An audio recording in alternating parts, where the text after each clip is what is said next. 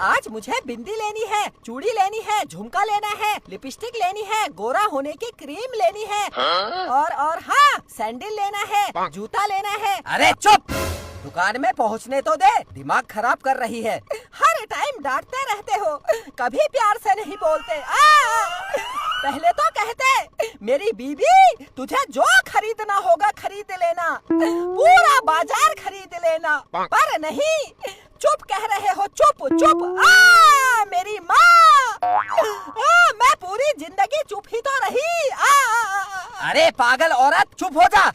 अच्छा, मैं पागल हूँ? हाँ हाँ, है तू पागल। अच्छा ठीक है, आज के बाद मैं पागल।